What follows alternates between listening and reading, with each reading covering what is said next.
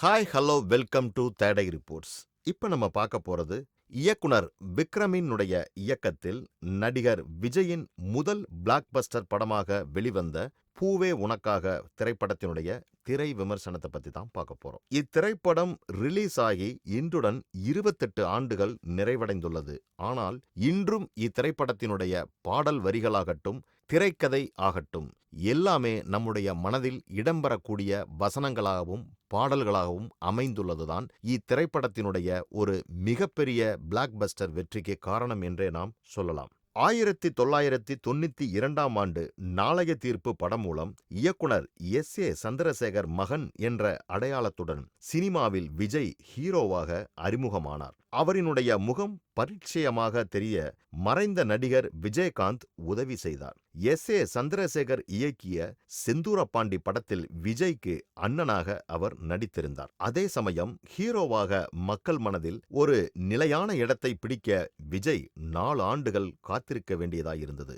இடைப்பட்ட காலகட்டத்தில் அவருக்கென சொல்லிக் கொள்ளும்படியான படங்கள் அமையவே இல்லை. இதில் பல படங்கள் அவரது அப்பா இயக்குனர் எஸ்.ஏ. சந்திரசேகர் இயக்கியும் விஜய் பெரிய வெற்றியை பெற்றுத்தரவில்லை. இந்த சூழ்நிலையில்தான் சூப்பர் குட் பிலிம்ஸ் தயாரிக்கும் படத்தில் விஜய் ஹீரோவாக நடிக்கப் போகின்றார் என்ற தகவல் வெளியானது. விக்ரமனும் சூப்பர் குட் பிலிம்ஸும் அதற்கு முன்னால் பல வெற்றி படங்களை கொடுத்துள்ளார்கள். அப்படிப்பட்ட ஒரு நிலையில்தான் விஜயை வைத்து தேவையில்லாமல் ரிஸ்க் எடுக்கிறார்கள் என பலரும் நினைத்தார்கள். ஆனால் எல்லாவற்றையும் பூவே உனக்காக தவிடு பொடியாக்கிவிட்டது என்றே நாம் சொல்லலாம். அந்த படம் ஒரு மிகப்பெரிய மகத்தான வெற்றி பெற்றதோடு விஜயினுடைய சினிமா கேரியரில் முதல் பிளாக் பஸ்டர் படமாக அமைந்தது.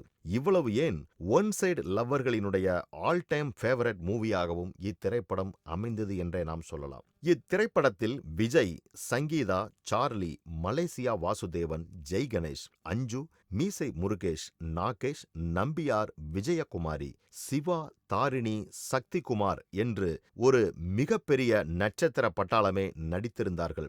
எஸ்.ஏ. ராஜ்குமார் இத்திரைப்படத்திற்கு பின்னணி இசையும் கொடுத்திருந்தார். தான் ஆசைப்பட்ட பெண்ணுடன் தன் காதல் கைகூடவில்லை, ஆனால் அப்பெண் ஆசைப்பட்டதையாவது நிறைவேற்றி வைக்கலாமே என்பதுதான் பூவே உனக்காக படத்தினுடைய கதையாகும். ஒரு ஊரில் இந்து கிறிஸ்துவ மதத்தை சேர்ந்த 2 நண்பர்கள் வீட்டில் உள்ள இருவர் காதலிக்கின்றார்கள். காதலர்கள் வீட்டை விட்டு வெளியேற நண்பர்களாக இருந்த குடும்பம் எதிரியாக மாறுகிறது.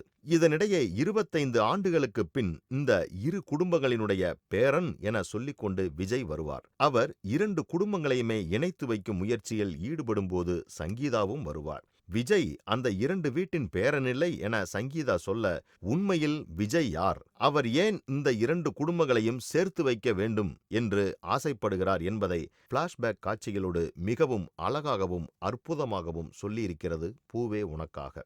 இத்திரைப்படத்தில் சொல்லாமலே யார் பார்த்தது, ஆனந்தம் ஆனந்தம் பாடலும் எவர்கிரீன் பாடலாக அமைந்தது. இசையமைப்பாளர் எஸ்.ஏ. ராஜ்குமாருக்கு இத்திரைப்படம் 50வது படமாக அமைந்தது மிகப்பெரிய அளவில் அவரை கொண்டு சேர்த்தது.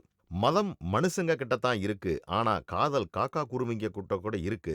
காதலுங்கிறது ஒரு செடியில பூக்கிற பூ மாதிரி, உதிர்ந்துருச்சுன்னா உதிர்ந்ததுதான் என படத்தில் இடம்பெற்ற வசனங்கள் மிகப்பெரிய வரவேற்பை பெற்றது. தமிழகத்தின் பல ஊர்களிலும் 200 நாட்களையும் தாண்டி இப்படம் ஓடியது என்பது குறிப்பிடத்தக்கது. இந்த மாதிரி சினிமா செய்திகளை உடனுக்குடன் தெரிந்து கொள்ள தேடை ரிப்போர்ட்ஸை பாருங்க. கமெண்ட் பண்ணுங்க, லைக் பண்ணுங்க, சப்ஸ்கிரைப் பண்ணுங்க, ஷேர் பண்ணுங்க.